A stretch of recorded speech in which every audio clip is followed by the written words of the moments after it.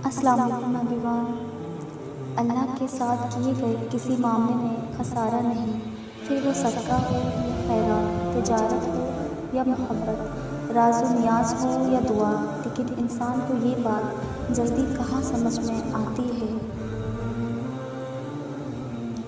مخلص شخص کو ہمیشہ بیوقوف سمجھا جاتا ہے، حالانکہ ایسا نہیں ہوتا۔ وہ سب سمجھتا اور جانتا ہے، بس وہ اپنے صبر کی وجہ سے لوگوں کی گھٹیا حرکات کو نظر انداز کر دیتا ہے۔ ساری کائنات آپ کو پسند کرے اور آپ کا رب آپ کو پسند نہ کرے تو اس سے بڑا خسارہ کوئی نہیں، اور ساری کائنات آپ سے نفرت کرے اور آپ کا رب آپ سے محبت کرے تو اس سے بڑھ کر کامیابی کوئی نہیں۔ کوشش کریں کہ آپ پر کوئی سورج ایسا طلوع نہ ہو جس میں آپ نے نماز، قرآن، اذکار اور توبہ نہ کی ہو۔ بے شک خوش قسمت ترین ہیں وہ لوگ جو کوئی دن ان کے بغیر نہیں گزارتے۔ سورہ کہف میں ایک سبق ہمارے لیے یہ بھی ہے کہ جب کچھ ایسی ہماری زندگی میں ہو رہا ہو جس کی سمجھ نہ آئے تو ہمیں صبر کر لینا چاہیے، کیونکہ ضروری نہیں کہ ہمیں ہر چیز کی حکمت فوراً ہی سمجھ آ جائے۔ کبھی کبھی یہ باتیں وقت کے ساتھ ہی سمجھ آتی ہیں۔ وقت سارے راز کھول دیتا ہے۔ عزت ہمیشہ عزت دار لوگوں کو ہی دیتے ہیں۔ جن کے پاس خود عزت نہیں وہ دوسروں کو عزت کیا دیں گے۔ ہزاروں رشتے سے رکھنا کوئی بڑی بات نہیں، لیکن کسی ایک رشتے نبھانا بہت بڑی بات ہے۔ دوسروں کی زندگی کو جہنم بنا کر سجدوں میں جنت ڈھونڈنا خود فریبی کے سوا کچھ نہیں۔ ہم باہر جتنی بھی جنگیں لڑ لیں اپنے اندر کی جنگ سے ہار جاتے ہیں، اور یہ ہار اتنی بڑی ہوتی ہے کہ ہم خود کو سمیٹتے سمیٹتے بکھر جاتے ہیں۔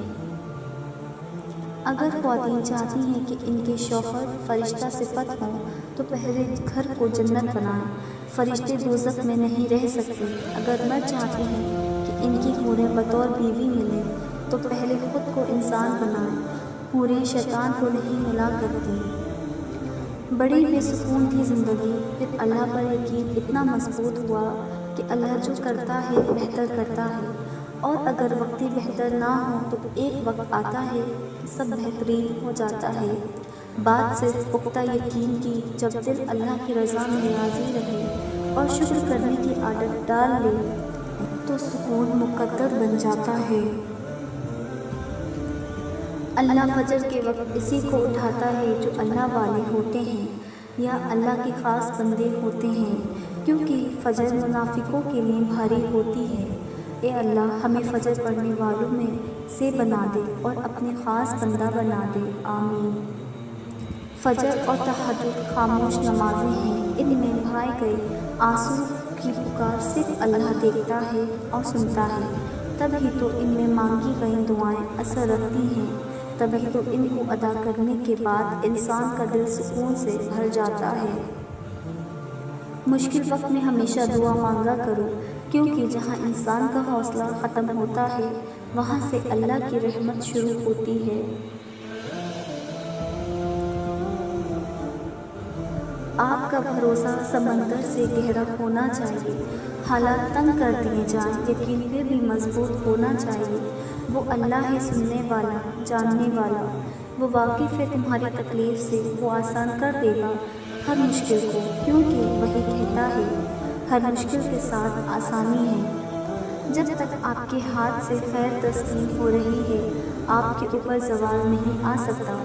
خیر کا مطلب ایک پلیٹ کھانا، کچھ پیسے، اچھا مشورہ، دکھ میں دلاسا، مسکرا کر سلام کا جواب، بلا حسد مبارکباد، اور اس طرح کی چھوٹی چھوٹی باتیں جن کی وجہ سے مخلوق خدا میں خوشیاں بانٹی جا سکیں۔ درود پاک اتنی تیزی سے انسان کی گناہوں کو مٹاتا ہے، اتنی تیزی سے پانی بھی آگ کو نہیں بجھاتا۔